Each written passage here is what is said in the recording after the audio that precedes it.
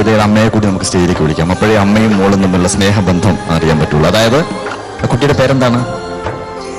പേരിട്ടിട്ടില്ല അല്ലേ? ഇല്ല. അപ്പൊ ആ കുട്ടിയുടെ അമ്മമ്മ അല്ലേ? ഒരു പ്ലീസ്. ഞങ്ങൾ പറഞ്ഞാൽ എന്താണെന്ന് വെച്ച് കഴിഞ്ഞാല് എപ്പോഴും അമ്മയ്ക്ക് മോൾക്ക് തരാൻ വേണ്ടിയിട്ടൊരു പവിഴ മാലയുണ്ടാവും. അത് സ്നേഹത്തിന്റെ വില കൂടിയ, ഒരിക്കലും വിലമതിക്കാനാവാത്തൊരു മാലയാണ്. ഒരു മാല ഇവിടെയുണ്ട് അല്ലേ? ഈ മാല എടുക്കാം, കയ്യിലെടുത്തോളൂ. എടുത്തു. അപ്പൊ അമ്മയുടെ കയ്യിൽ ആ മാലയുണ്ട്. ഇനി അത് മോൾക്ക് കൊടുത്തേക്ക്, ശ്വേതയ്ക്ക് കൊടുത്തേക്ക്. ഇതാണ് അമ്മ മോൾക്ക് തരുന്ന സ്നേഹത്തിന്റെ ആദ്യത്തെ പവിഴമാല. കയ്യിൽ വെച്ചാൽ മതി കേട്ടോ. പക്ഷെ അമ്മമാര് പലപ്പോഴും ഈ ഒരു സ്നേഹം ഇത്രമാത്രം പുറത്ത് കാണിക്കില്ല.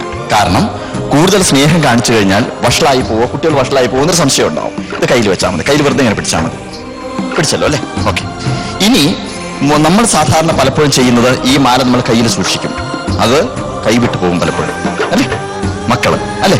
അപ്പൊ എപ്പോഴും ശ്രദ്ധിക്കേണ്ടതെന്ന് വെച്ചാൽ ഒരു വില കൂടിയ ലോക്കറിനകത്ത്, അതുപോലെ തന്നെ വില കൂടിയ മാല, ഒരു പവിഴമാല എവിടെയാണ്, രത്നത്തിന്റെ മാല എവിടെയാണ് സൂക്ഷിക്കുന്നത്, അതുപോലെ ഒരു ജ്വല്ലറി ബാഗ് പോലെയുള്ള സ്ഥലത്താണ് എപ്പോഴും സൂക്ഷിക്കേണ്ടത് അല്ലേ? മോളിതിനകത്തേക്ക് ഇട്ടേക്കും. ഓക്കെ. ഇപ്പൊ ഇതിനകത്ത് ഉണ്ട്. പക്ഷെ നമ്മൾ എന്താ ചെയ്യാ? ഈ മാലയെ നമ്മളിങ്ങനെ കയ്യിലെടുക്കും. കയ്യിലെടുത്ത് കഴിഞ്ഞതിന് ശേഷം പലപ്പോഴും നമ്മുടെ കയ്യിൽ നിന്ന് മാല മിസ്സാവും അല്ലെ? കാണാതെയാവും. അപ്പൊ എവിടെയാണ് മാല ഉള്ളത്? നമ്മുടെ കയ്യിൽ നിന്ന് മാല പൊട്ടിപ്പോയി കഴിഞ്ഞാലും അമ്മയുടെ കയ്യിലുള്ള മാല പൊട്ടിപ്പോവില്ല. അത് ഒരിക്കലും പൊട്ടിക്കാനാവാത്ത സ്നേഹത്തിന്റെ ബന്ധമാണ്. ആ കർച്ചീഫ് ഒന്ന് മാറ്റി നോക്കി. ആ മാല അവിടെയുണ്ട്. ആ മാലയെ അമ്മയ്ക്കും മക്കളോടുള്ള സ്നേഹത്തിന്റെ ബന്ധത്തെ ഒരാൾക്കും മുറിക്കാൻ പറ്റില്ല.